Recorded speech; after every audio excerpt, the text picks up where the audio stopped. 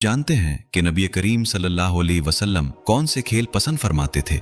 बहुत से लोग समझते हैं कि इस्लाम में खेलों की कोई अहमियत नहीं, लेकिन हकीकत यह है कि नबी करीम सल्लल्लाहु अलैहि वसल्लम ने ऐसे खेलों और जिस्मानी मशकों की हौसला अफजाई फरमाई जो इंसान को मजबूत, चुस्त और मुफीद बनाए।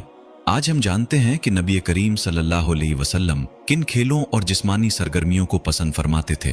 पहली सुन्नत, तीरंदाजी। नबी करीम सल्लल्लाहु अलैहि वसल्लम ने फरमाया, तीरंदाजी करो, बेशक तीरंदाजी बेहतरीन खेलों और मशगलों में से है।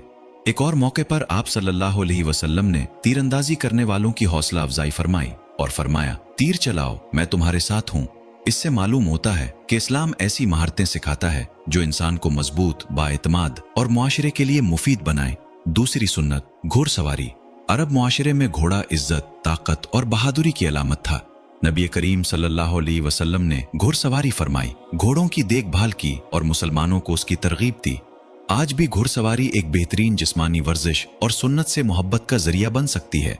तीसरी सुन्नत, दौड़ लगाना।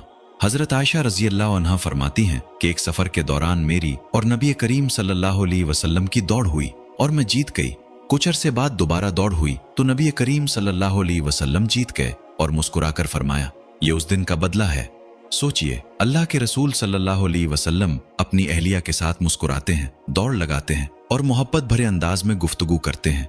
यही तो इस्लाम की खूबसूरती है। चौथी सुन्नत, नेज़ाबाजी देखना। ईद के दिन हबशा के मुसलमान मस्जिद नबवी के सहन में नेज़ाबाजी का मुजाहिरा कर रहे थे। हजरत आयशा रजी अल्लाह अन्हा देखना चाहती थीं। नबी करीम सल्लल्लाहु अलैहि वसल्लम ने उन्हें अपने पीछे खड़ा किया ताकि वो आराम से ये मंजर देख सकें। आप सल्लल्लाहु अलैहि वसल्लम उस वक्त तक खड़े रहे जब तक हजरत आयशा रजी अल्लाह अन्हा खुद वापस न जाना चाहें। ये वाक़या हमें सिखाता है कि जायज़ तफरी इस्लाम का हिस्सा है। पांचवी सुन्नत, कुश्ती।